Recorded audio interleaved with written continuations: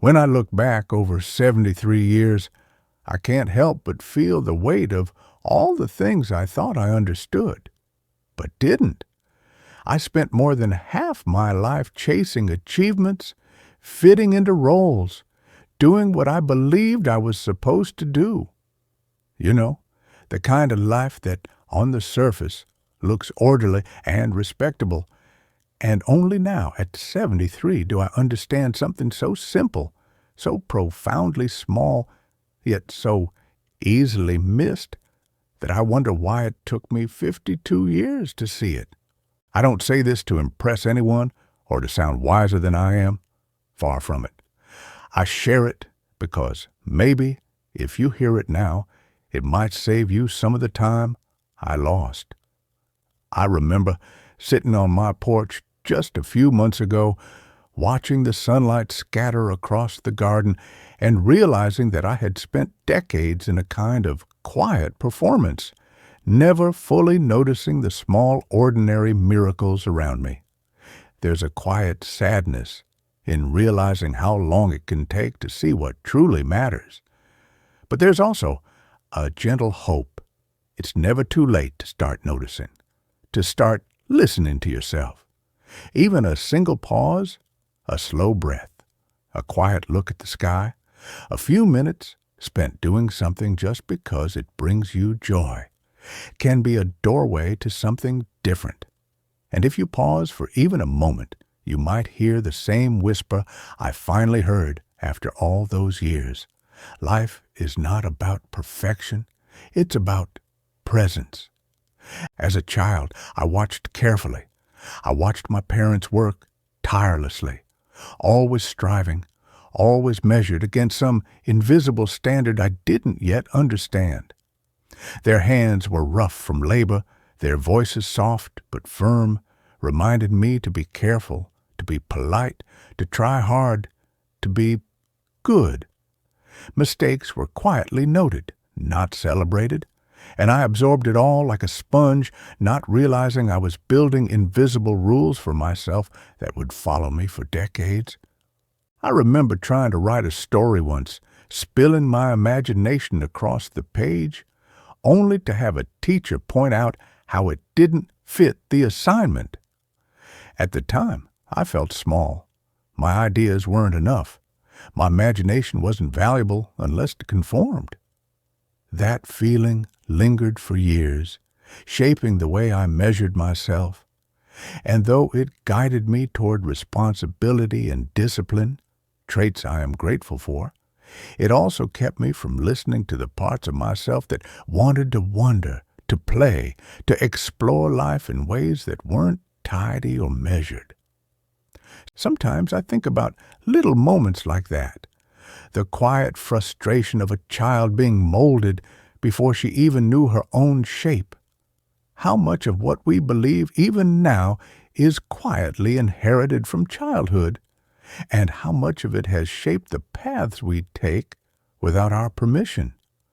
Those early lessons can be both protective and limiting, and sometimes it takes half a lifetime or more to untangle them, to see which parts belong to us and which were borrowed from someone else's story. By the time I reached adulthood, the expectations I'd internalized had grown heavier, almost invisible, but heavy nonetheless. I pursued education, a career, friendships, relationships, all seemingly in the right order, all seemingly approved by those around me. And for years I believed that if I succeeded in the eyes of others, I would feel fulfilled. But fulfillment, that was elusive. I remember turning down opportunities simply because they felt inconvenient or because they didn't fit the pattern I thought was expected. A job in a different city, a chance to travel, a creative pursuit, I passed them all by, hiding my longing behind a polite smile. I smoothed over conflicts, softened my opinions, tucked my quirks away, and in quiet moments, I felt a gnawing sense of incompleteness. I was living a life designed for someone else, not for me. It was a subtle tension, almost invisible, but always there. The push and pull between what I thought I should do and what I actually longed to do. I sometimes wonder, did anyone notice? Did anyone care that the woman they admired so much felt a little lost inside? The truth is, I spent decades conforming, thinking that love, approval, and belonging came from being what others expected. And only now do I see how much of my time, energy, and attention was quietly claimed by expectations rather than by myself. There were moments, small, fleeting, often overlooked, when doubt crept in. Perhaps a quiet Sunday morning, reading a letter from an old friend who had taken bold steps I never dared. Perhaps a walk in the park, watching children chase birds, wild and unbothered by the rules I'd spent a lifetime following.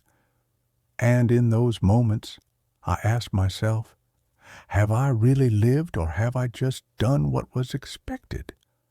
The question was frightening. It stirred a restlessness I hadn't felt in decades. Suddenly, the doors I hadn't opened, the conversations I avoided, the little joys I'd pushed aside, they all came rushing back into my mind.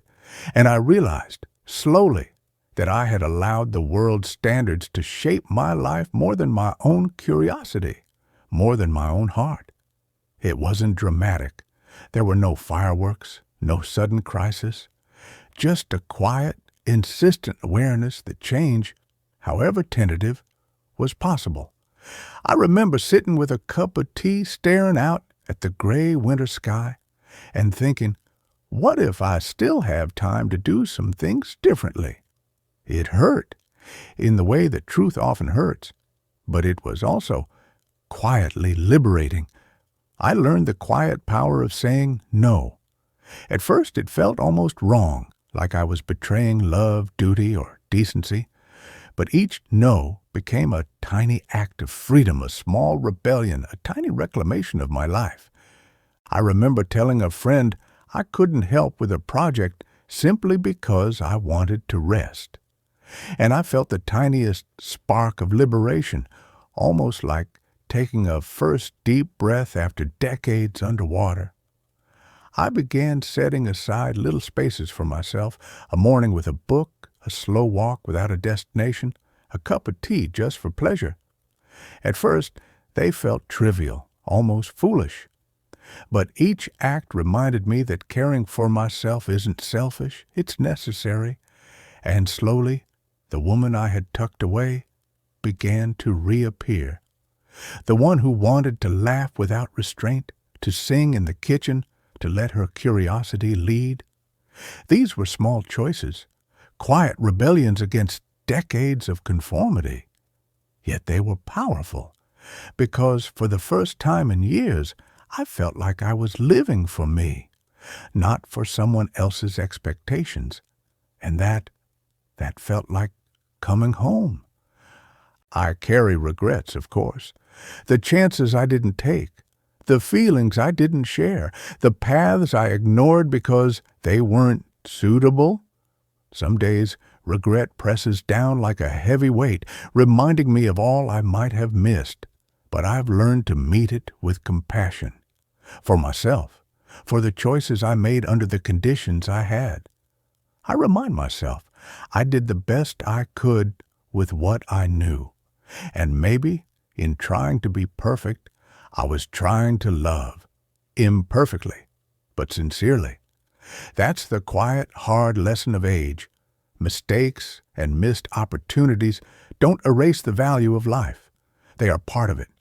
Even now, at 73, I can choose to live differently. I notice joy. I embrace curiosity. I respond to life's uncertainties with openness. Regret may whisper, but it doesn't have to dictate my days, my laughter, my small victories.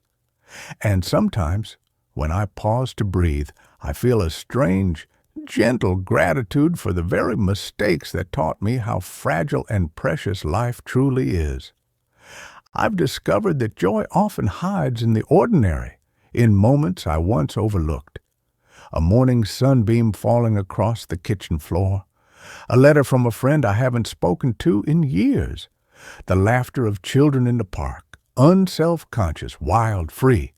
I allow myself to notice these things now, fully, without judgment. I sing when I feel like singing, even if my voice cracks. I choose to wear clothes that make me happy, not what's expected. These small acts, almost trivial, feel revolutionary to someone who spent decades striving for perfection. I feel more like myself than I ever did in my structured, measured years. The tiny freedoms remind me that it is never too late to start living authentically, that even in the smallest moments, tea in the morning, a walk in the dusk, a quiet smile at a stranger, we can reclaim life. It is these fragments, these delicate fleeting sparks of joy that make living deeply possible. And sometimes I catch myself laughing at something small, and I realize this is what life was always meant to feel like. I no longer pretend to have all the answers. Life is messy, uncertain, unpredictable, and that is okay. I've learned that perfection is an illusion, a self-imposed prison. Striving too hard for it can steal the very moments we live to enjoy. I don't know what tomorrow will bring, and I don't need to. What matters is how I move through each day with honesty, curiosity, and awareness of the small miracles around me.